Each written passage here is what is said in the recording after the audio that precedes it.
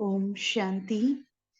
Today we have our own dear Shwetang Bhai. All of us know him. He doesn't need any introduction. But a few words on who he is. His journey in Raj Yoga has been more than 24 years now. He's been experimenting and have realistically seen the application of Raj Yoga practices, and he's a practicing cardio anesthesiologist from North Carolina. And today he is with us to share his experiences and his thoughts on the topic of attitude of gratitude. Over to you, Shwetang Bhai. Yeah, thank you, Raki Ben. Yes, this attitude of gratitude is something that's very near and dear to me. I have personally been practicing a lot of gratitude in the past many years of my life, and I found a lot of benefit, no doubt at all. When many years back, as I have mentioned in the past, many years back, I was asked to give a talk on this at the retreat center that we have in the US, Peace Village. And before that, I hadn't really thought about gratitude as a true channel for self-transformation and self-realization, if you will. But after that presentation, something really clicked. In fact, during the preparation of the presentation, something really clicked in me, and my journey has never been the same. So I will share a PowerPoint. I usually don't like to use PowerPoints on Zoom because then I cannot see everyone else. But in any case, there's no cameras on, so I wouldn't be seeing anyone anyways. So let me turn on this PowerPoint sharing. Let me see what I can do to make this into a full screen. So attitude of gratitude. We don't have too much of time. So I'll kind of go a little bit fast. And there was a lot of revision I did in my past presentation, especially to accommodate the short time that we have together today, and especially since it would be nice to, keep some time and space for questions and discussion. So I'll be going a little bit fast with this, but gratitude definitely heals us. And I'll talk about that as well, just briefly.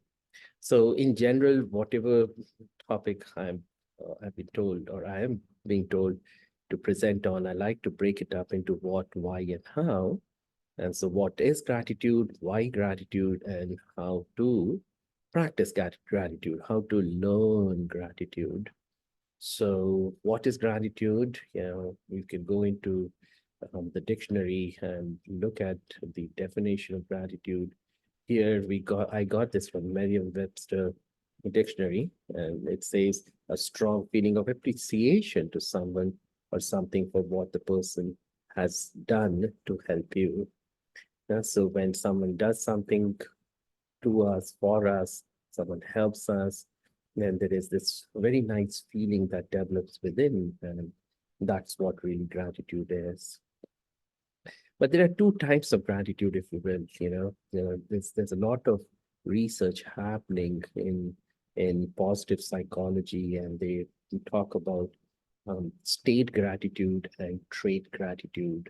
And I know these words kind of seem counterintuitive. Normally, state gratitude would sort of mean that you are constantly in that gratitude state, but actually, it's not that. It means that gratitude is conditional to something that's happening to us, around us, within us, or wherever. You see, so if something good's happening to me, I feel grateful. And if something's not happening in my favor, then I don't feel grateful. That would be called as state gratitude. On the other hand, we have trait gratitude, where gratitude becomes our way of life, our second nature. And no matter what's happening, we feel grateful. And so based on this, we can break down the level of gratitude or our gratitude into four levels. These are a little arbitrary, there are lots of gray zones in between, but just so that we understand the spectrum of gratitude, On one hand, you would have at the lowest level, if you will, would be people who are inherently ungrateful, and only the most extraordinary things would be needed on this planet to make them happy, to make them feel grateful. That wow, something good has happened. Maybe $1 billion lottery or something really major has happened. And that too, for most of these people, that sense of gratitude, that feeling of gratitude is very short-lived. Then there are the next level people who feel grateful with normal day-to-day things. I have a meal today. I have a plate full of food today, which is great. I have a roof on the top. I have family members. I'm alive. I have eyes. I have ears. So many wonderful things. So, and if someone brings a gift, maybe Christmas gift, maybe Diwali gift. Wow, great. That's awesome. So that's level 2. And level 3 would be that when people would be those people who don't need something outside of them to make them feel grateful. Even if there's, not that much of food in the house, even if it's a dilapidated house that they're living in, a very simple house, and not even dilapidated, but really a simple house. But, there are no grudges in general. Everything is wonderful. For them, it would be as if it's the true way of life, that gratitude decorates that every conscious moment. So this would be a higher level of gratitude. And then the fourth level of gratitude would be when we feel grateful even in the midst of adversity, in the midst of the most challenging situations when they come to us. Like this person who has fallen. You know, on one hand, this person could cry and crib and complain. On the other hand, the person could say, wow, this falling down, this slipping, tripping, stumbling has taught me something very good. Maybe it has made me stronger. Maybe I will now respect the whole act of walking. I'll respect, other people who fall too. Because many times when others fall, there's a sense of, uh, feeling that I'm better than the other person. There's a superiority complex, and many times we make fun of others. But maybe when we fall, when something happens to us which is not in our favor, then it could be taken as a very important life lesson. So if I am in that state, that not only do I not need anything external to make me grateful, not only do I make gratitude as a decoration of every conscious moment of my life, but I also feel grateful when the most adverse circumstances come to me. The biggest obstacles also inspire gratitude in my heart. That would be the highest level of gratitude. But why should we have gratitude, right? We will talk about that in a moment, but this is something I was talking about in another class. There's something called, there's a phrase, a Latin phrase, it's amor fati. If you have heard that, amor means in Spanish as well, because Spanish languages come from Latin. So it means love, and fati means fate. What it means is that we need to learn the art of loving our fate. And this phrase actually was introduced by a German philosopher. His name was Friedrich Nietzsche. What it really means is that whatever has happened, whatever is happening, and whatever will happen is good. And of course, our Bhagavad Gita has talked about it too. But really, it takes us even beyond that total acceptance. You see, most of the times our acceptance is it's little, and it's very conditional. But total acceptance is a great thing to have, of whatever is transpiring in our lives. But going even beyond total acceptance to actually loving what is happening to us, what has happened, what's happening, and what will happen. There is no desire whatsoever to change anything that has happened to us, that is happening to us, and that will happen to us. You see, it's an interesting thing to practice. And Baba has always told us again and again, pretty much in most murlis that you listen to, that drama is perfect. Whatever is happening in this drama is so accurate. The past was accurate, the present is accurate, and the future is accurate. So if something comes our way which seems to be adverse, but actually it has come for our own benefit. So feeling grateful, feeling gratitude for whatever is coming our way is the right way, the highest way of living. So we know now through all these research studies. I don't want to go into much. There's this countless research out there that when we maintain positivity, when we practice gratitude, then there is a lot of benefit, health-wise. Our body responds favorably. A lot of serotonin and dopamine gets released from the brain. These are happy chemicals. They go through the body, they flow through the body and keep the body healthy. So they have seen that people's cortisol levels reduce, that don't age that fast, their blood pressure reduces, their immune function improves, sleep gets better, heart works better.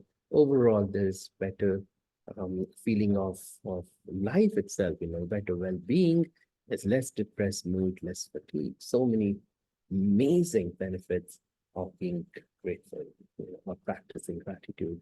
But the interesting thing now we are learning is that it's not just that we are born grateful or we're not born grateful. Even if, let's say, it's not really our nature to be grateful, or it's not really in our nature to experience gratitude, but it is something that we can learn. It's a learnable virtue, learnable quality. We can practice it, and they say practice makes us perfect. So we can practice gratitude and we can take ourselves to higher levels of consciousness this way. So the problem, however, now is to learn how to become grateful. You see, so the conundrum that all of us face in our day-to-day lives is how do we feel grateful in these present times? These present times are not the easiest times that we are living in. So how do we feel grateful? And even if you look at this law of attraction, it talks about that like attracts like, that birds of the same feather flock together, that money pulls more money. So when we put this law of attraction into our lives, then in a way what it means is that if we have happiness, then we can attract more happiness in our lives. If we have good health, then we can attract more good health. And if we have more abundance, good relationships in general, or wealth, then that would attract more abundance, more good relationships in our lives. But going back to the conundrum, think about it. How do we feel happy, when we don't have good relationships? You see, peace we can experience on our own, but happiness comes when we are in communication with others, when we are in relationship with others. So how do we feel happy when, we don't feel appreciated, when we don't enjoy good relationships with others? Yes. On the other hand, how do we also feel healthy when our body is really not healthy? When, we have high blood pressure, when we have diabetes, when we find that our cholesterol is high, when we find that our back's hurting, our knees are hurting, how do you feel healthy? You see, you understand? Happiness attracts more happiness. But then if you don't feel happy, then how do you attract happiness, right? But how do you feel happy when you are in this unhappy state? How do you feel healthy when your body is really not healthy? How do you feel abundance when you are physically broke, you're financially broke, really, when you don't have money, when you don't have, you know, food on the table, when you don't have, a lot of different things. You don't have the cars and houses and other things that people have in the world, then you might feel that I'm broke. And so how do you feel that sense of abundance? So what really we are understanding, even from a scientific point of view, is that the brain or the mind. So I'm using the brain and the mind interchangeably, but the people who are doing neuroscientific research, they talk about brain. For them, it's difficult for them to comprehend the complexities of the mind, but actually the mind and brain mirror each other. And we know now that the consciousness is primary, matter is secondary.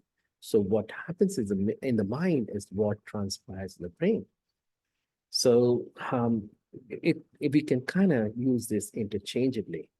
So what these neuroscientists have found is that whether we imagine something or something really is happening to us, the same nerve bundles or same areas of the brain get lit up, that is activated.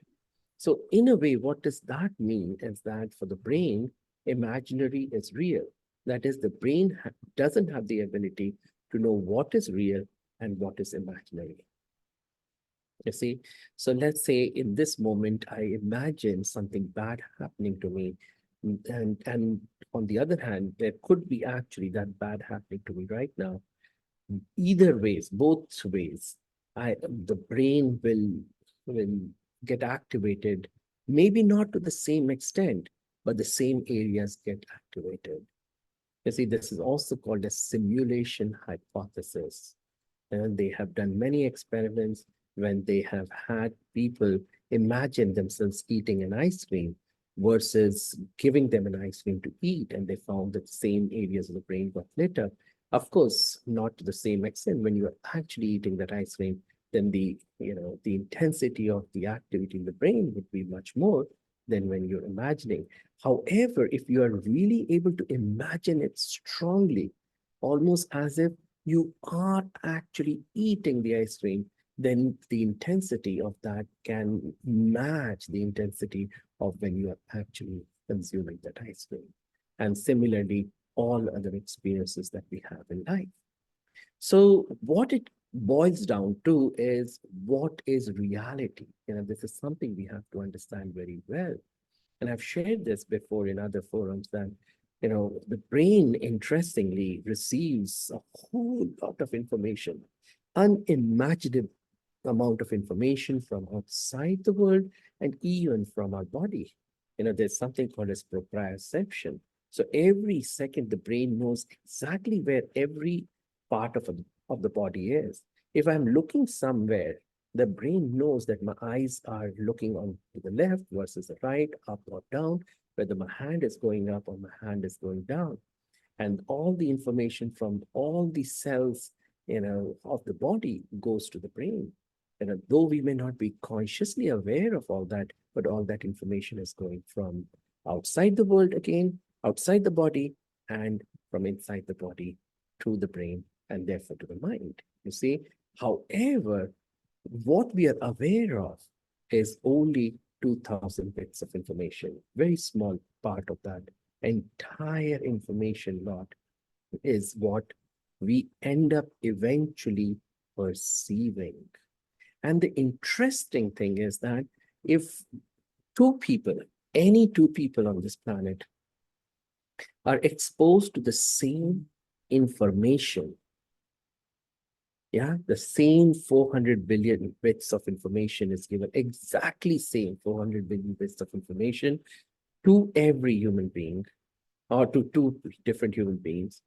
Each human being will have a different set of this 2000 bits of information that they will perceive. Almost like a thumbprint, almost like the iris of the eye. Each person on this planet has a different fingerprint. All the 10 fingerprints are different and unique. So our experiences of all the information that is delivered to us is also unique. You see? So for each one of us, our reality is different. Although there is a reality, each one, based on their perception, creates his or her own reality. So you see, what is reality is something we have to understand. Is it those 400 billion bits of information or the 2000 bits of information that we actually perceive? You see? So here, it's important for us to understand what is perception and what is perspective. Now, it can be a little difficult to understand, and it's important to know that this is not just semantics. And there is a difference between perception and perspective. So perception is what you grasp out of what you see. So in a way, you're looking at something, but what you see, that becomes your perception. We could all be seeing again the same thing, but we all could be perceiving something different. Now, perspective is our attitude,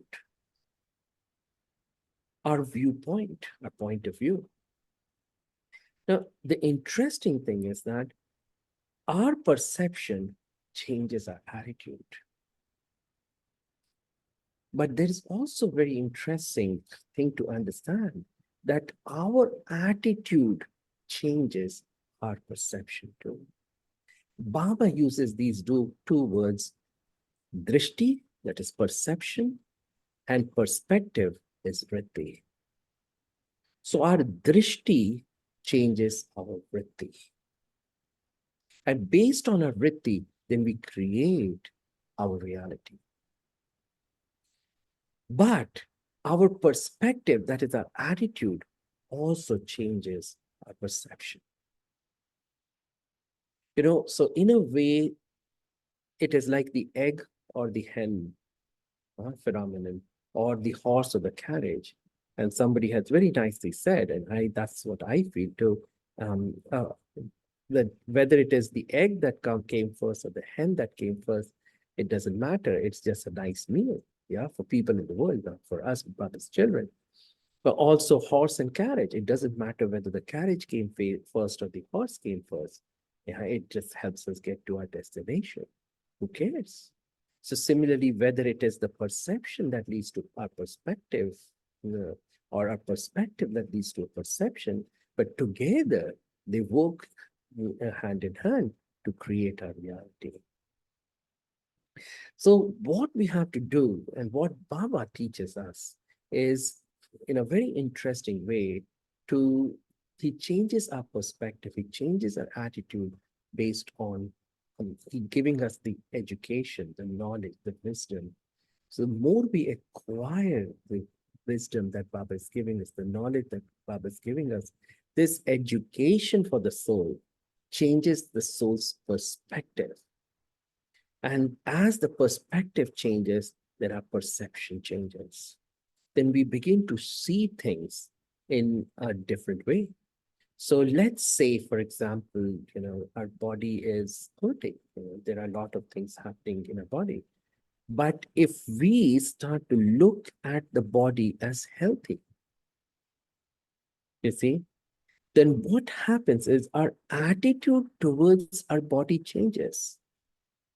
The way we start to treat our body changes. You see, so our perception of the body changed our attitude towards the body. And so as the attitude changes, then our behavior towards our relationship towards the body changes. And so eventually our body also begins to behave in a better way with us. So if I see my body as healthy, I will have the right attitude towards my body, I will create the right energy towards my body. My relationship with my body will be better. And so the body will also begin to respond favorably for me, towards me, will also become healthy for me. So, although it may not be healthy, you see, the important thing to understand here is um, even if some you will see many times there are people who are very healthy, but they still complain about small problems that come in their lives. And then there are other, and they are really not able to function very well anyways. On the other hand, there would be some people, and we've seen our dadis, they would be so sick, and yet that sickness wouldn't affect them. They would still be jetting around the world, serving countless people. So it's not about the body actually becoming healthy, which it will also, because again, as you give it the right kind of energy, the body will definitely respond favorably for us. It will become healthier. But even if it actually doesn't become healthier, it will become healthier for us. You see, it will stop bothering us. In fact, it will still continue to function so that we can do what needs to be done. Similarly, for people, similarly for wealth and abundance, for all aspects of our life, as we change our perception, our perspective, that is, our attitude changes, our energy changes, and so a new reality gets created. Similarly, what I was sharing a little bit earlier was Baba changes our attitude towards things. So Baba constantly reminds us that this body has been given to us as a gift, or relationships have been given to us as a gift. Whatever we have in our lives is all a gift. We are trustees of whatever has been given to us. These are these are tremendous, gifts of the universe to us. And I'm using this word gift again and again, because that's a very powerful word. So if, when we start seeing, when our attitude changes this way, then we start seeing everything truly as gifts. And so again, the energy changes towards all the things that we possess, all the people that we have in our lives, all our wealth, even our body, even our mind, even everything that we have. And so everything starts to work favorably for us. So this way, we begin to create new realities for ourselves. Yes, so what is reality? Look versus see. Again, we could all be seeing the same thing, but we could be looking at different aspects. Or we could all be looking at the same thing, and we all could be perceiving something different. We all could be listening to the same words, the same music, but we could be hearing different things. That is, we could be perceiving different things. So what we look at, is that the reality, or what we are perceiving is what is reality? What we are listening to is reality, or what we are truly hearing is reality.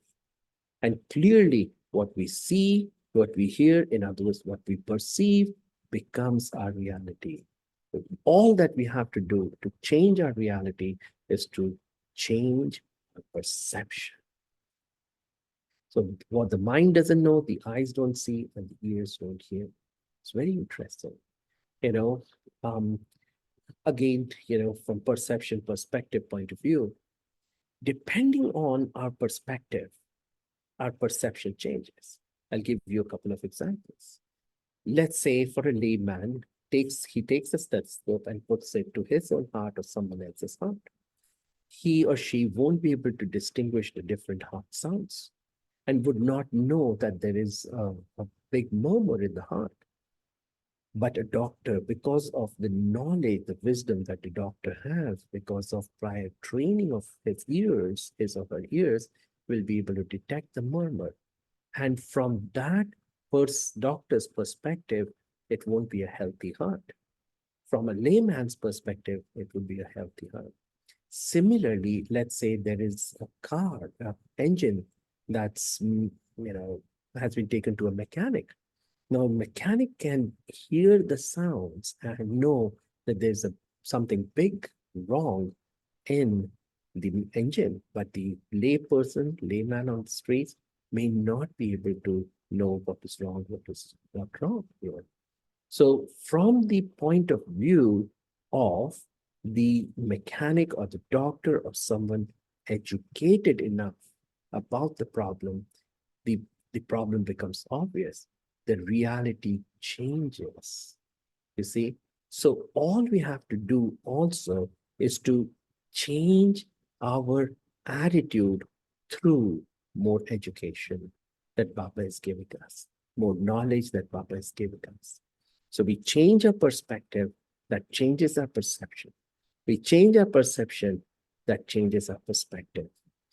We change, in other words, we change our drishti, so our vritti changes. We change our vritti, and so our drishti changes. But either, so drishti changes vritti, or vritti changes drishti. Either ways, eventually, our reality changes. And we are what our reality that gets created by us is really, so we create a reality, and that's what we become. And I will just share a little bit about this placebo and nocebo. These are interesting concepts to understand. And in medicine, there is something called as placebo. That is, it's a chemical, if you will. It's a salt or a chemical that doesn't have any therapeutic value.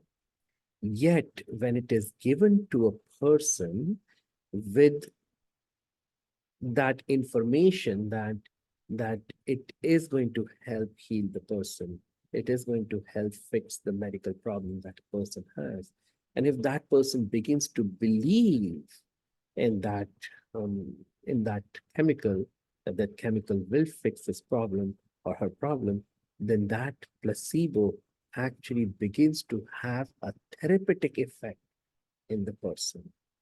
So like Tylenol, paracetamol in India.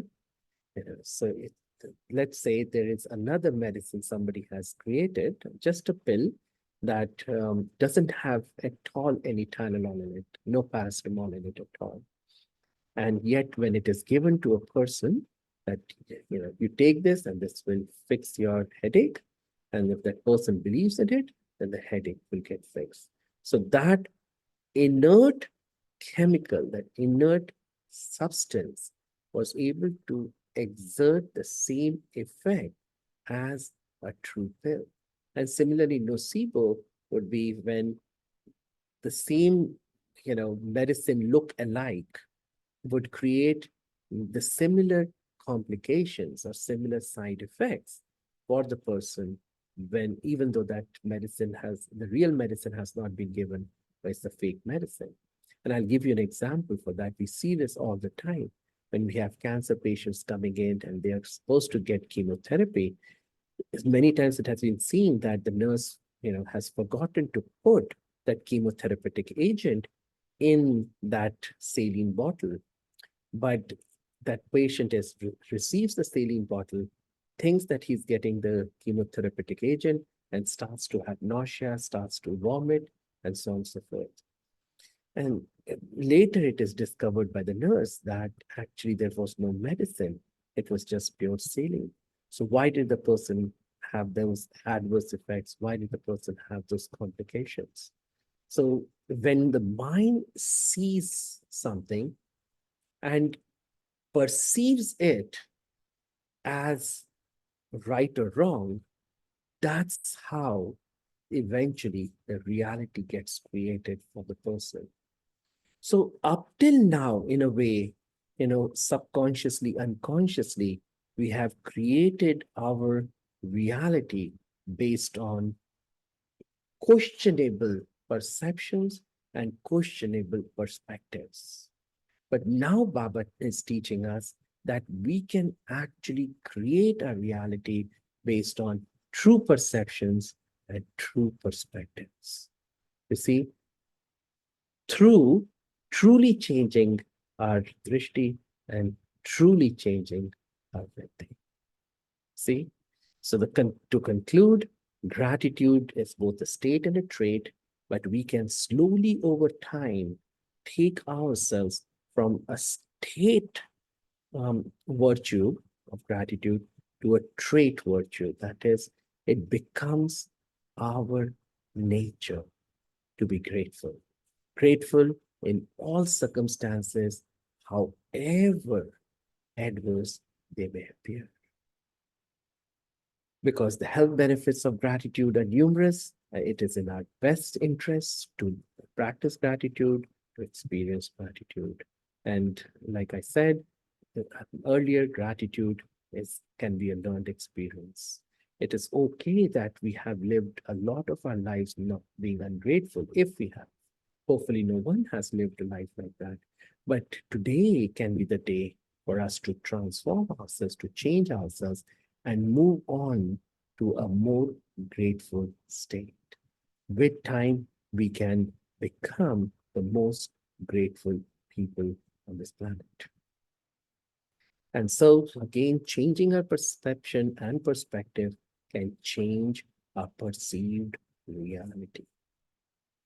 And you see, one is perceived reality and one is actual reality, like I was mentioning earlier. So, on one hand, our perception and perspective changes our perceived reality, the imagined reality, if you will. But then, like I was sharing earlier, our perceived reality changes our behavior. And that change of behavior is what determines our reality. And so changing our behavior changes our ultimate reality. We become healthy, we become abundant, we're able to truly enjoy good relationships, and we're truly able to enjoy a beautiful life. So, Om Shanti. With this, I end, and I am open for any questions or any discussion.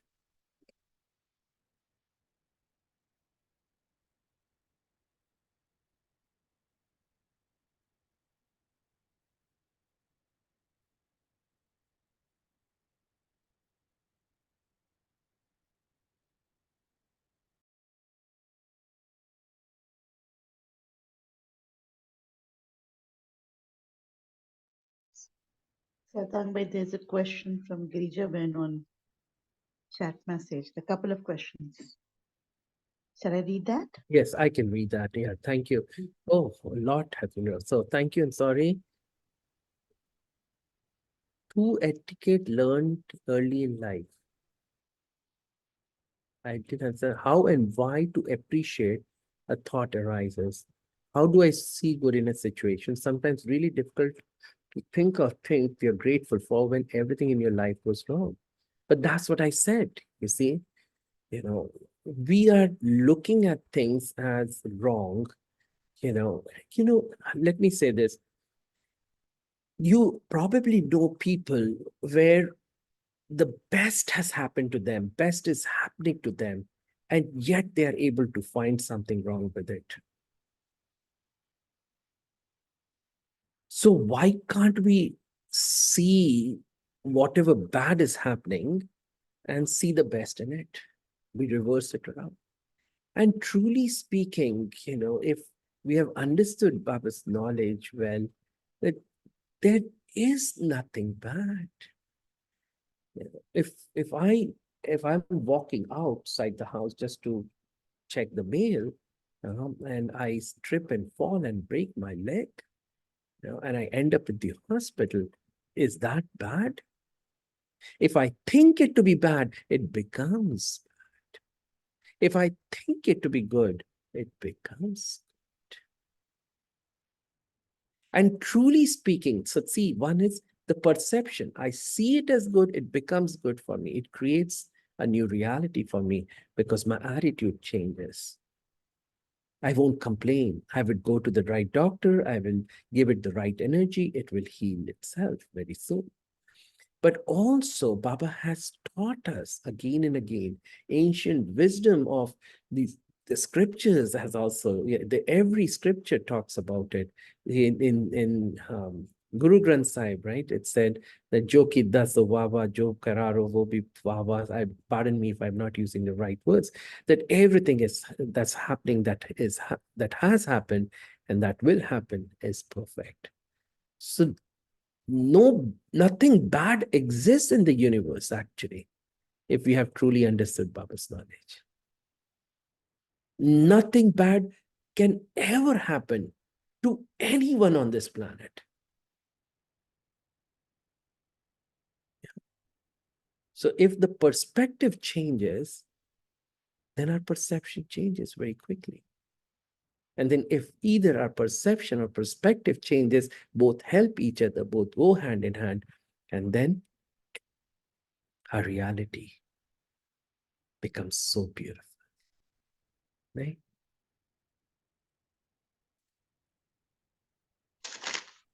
Om Shanti, brother.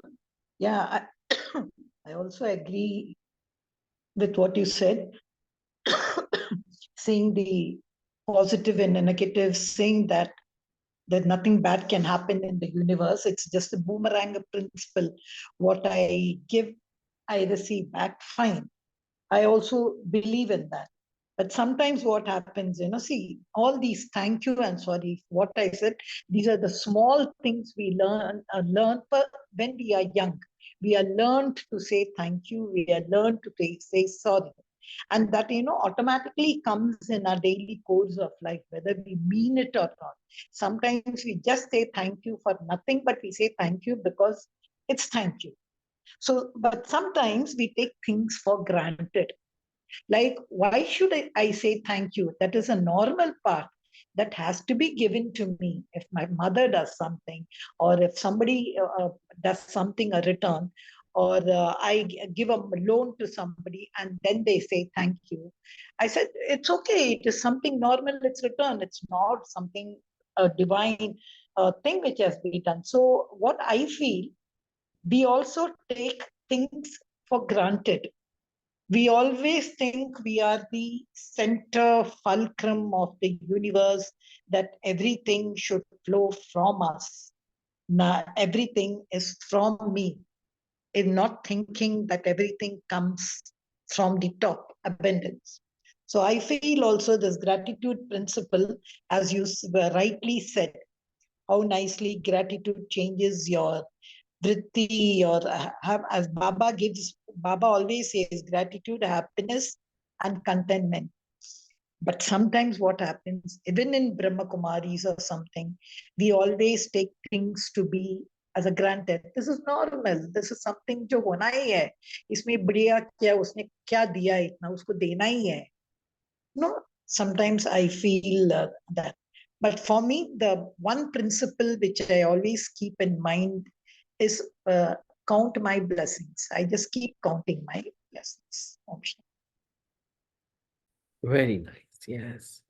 So taking things for granted, feeling entitled is actually anti-gratitude, an antithesis to gratitude.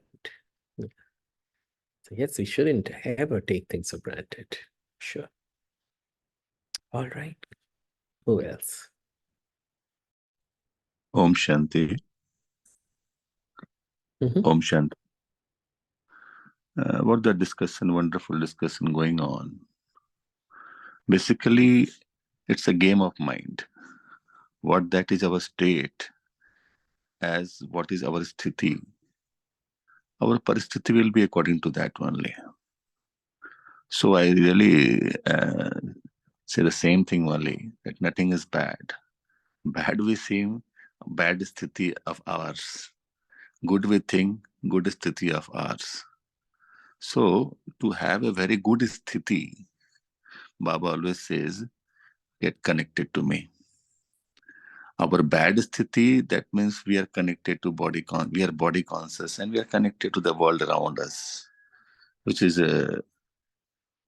sometimes According to you, you become have good sthiti. Sometimes against you, it becomes bad paristiti. Baba is, if you're connected to Baba, ocean of love is always the best, not the good, always the best. So when you're connected to the best, your sthiti is best. And when you're having best sthiti, every paristiti is best. Om Shanti.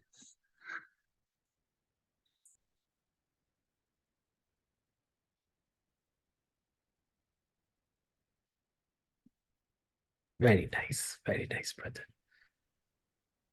Thank you. Thank you for your sharing. Om Shanti. Brother, you just shared in your talk about placebo effect. And I think placebo effect is nothing but game of mind, right? Yes. Life is a game of mind, of our minds. The question arises is, how do one distinguish between taken for granted and staying in the state of gratitude? Well, We that's what have I no say. control. We have no control in how others will take things. But taking things for granted, or somebody has taken me for granted, it is also my mind telling it to me, right? So how do one distinguish that? Yeah, so one is, of course, we should not take anyone or anything for granted, because taking anything for granted, like I was saying, is anti-gratitude. Gratitude does not mean that we are taking things for granted, for sure. But also, when others take us for granted, why do we get upset about it? It's okay. There's one very senior brother who talks about that people can use me only when I'm useful. So if I'm useless, then people will not use me. So it's good to be useful, right? And so good to be used. So yeah, let them do what they're doing. It's their karma. Yeah. They if they do something wrong, they will get the fruit of it eventually. I just have to see what I have to do. And truly speaking, what happens is when people would say, no, but how is it possible? If I keep thinking like this, people will continuously walk all over me. But actually, no. When you work on yourself, really diligently, religiously, you work on yourself, and fix all that you need to fix in yourself, then there's an automatic energy that gets created. That energy doesn't allow others to walk all over us. Just look at the light bulb.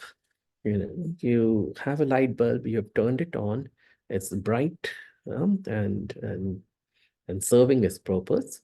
Now, if you try to touch it, you'll be burnt quite bad. Even some of these LED lights I'm seeing, they get quite hot actually. Of course, the incandescent bulbs used to become very hot. And so, nobody can dare to touch the light bulb that it has stayed on for a couple of hours. So if we are lit up, our consciousness is elevated, automatically people won't dare to use us. You see? They won't dare to take us for granted. They will understand their boundaries and they will respect our boundaries. Experiment with it. It's something we have to experiment with, and it's not something that can be explained. It takes time for us to work through all this, and over the next several months and years, see how you can improve your spiritual power, your spiritual energy, elevate your consciousness, and then see how people won't be able to take advantage of you, take you for granted. Okay. Get that, because the example that you spoke now, I think that will remain always in mind now. A bulb is lit, and after some time you can't even touch that bulb. So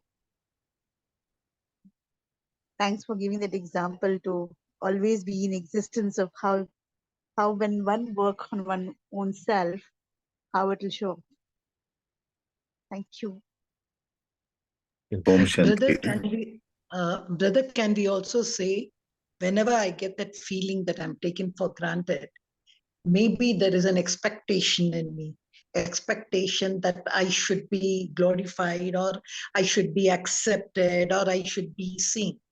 So maybe I feel whenever we are down with that thing of, oh, I've been taken for granted, I feel maybe my level of expectation would have gone up. Sometimes that's what I feel whenever I am taken for granted. Maybe I'm expecting too much, one, or maybe that person doesn't have anything in the system to give me what I need. Sure. This two approach I generally take when I grant. But But brother, also, physical things which you gave, Hmm. whether I understood or not, I really liked. I want to know, do you have an evidence when I give thank you to that other person, what are the changes in that person? You know why? Whenever we say thank you, they say don't mention. Immediately it is said don't mention.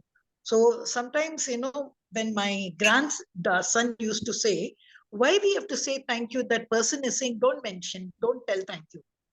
So what is that evidence that my thing of gratitude, your medically thing, it has really gone to that person and there are changes? Is there any evidence in medicine? Not really medical, but think of it from this point of view. It doesn't even matter whether it goes to the person or not. First, does it do to us? When we express gratitude, even if the other person doesn't take it. In today's world, the problem is that people don't know how to give, don't know how to take. And in fact, in other forums, I have talked about this, that the true response to thank you is not no mention, don't mention, all that. That's silliness, actually. What is the right way of responding is thank you. The response to thank you is thank you. Yeah. So when those people are not educated, but hopefully as we elevate our consciousness, eventually they will also get educated. They will also know what is the right way to respond to a thank you. Not mention, don't mention, all this is not necessary.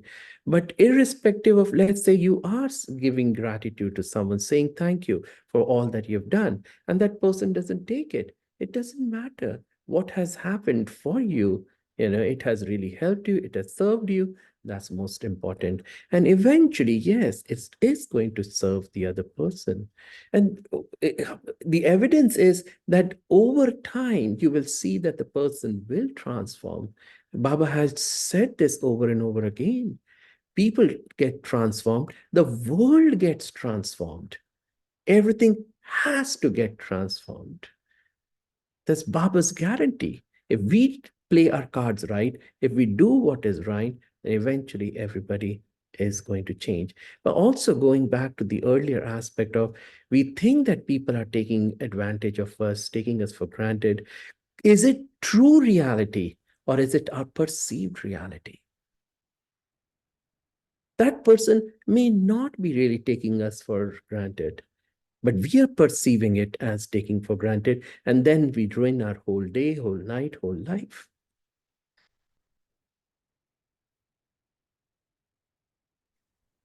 So check your perception, check your perspective. Fix both of these, change your reality, is what is my hope that becomes the final take-home message. Huh? All right, so very little time is left, so we can go into... Yes, dear brother. Actually, everything was talk about the mind, and thank you to thank you.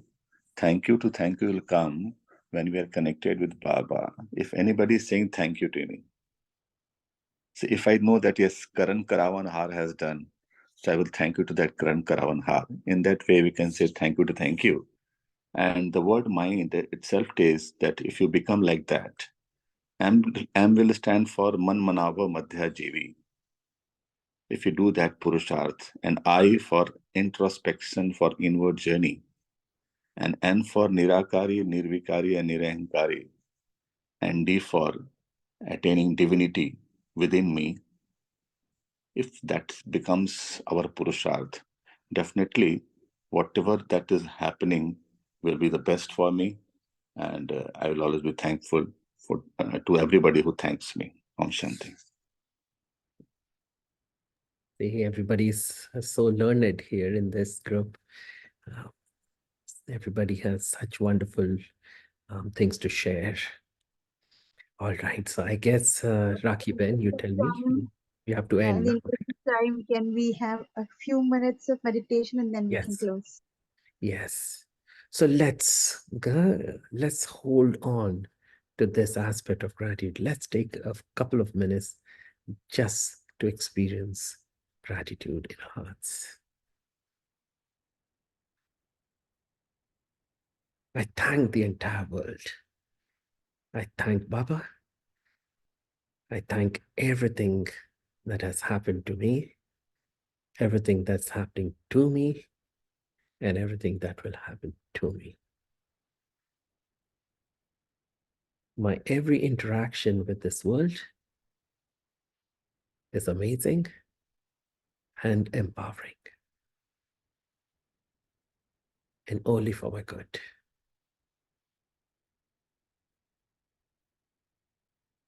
Let's take a few moments just to check our perception and our perspective.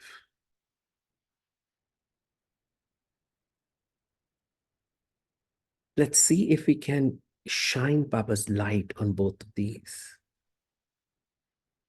Cleanse our perception so that we see only the good,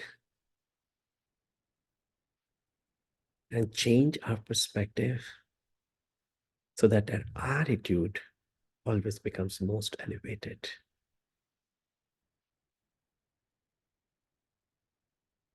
And through this change of perception and perspective, see our new reality, the most beautiful reality getting created right in front of us.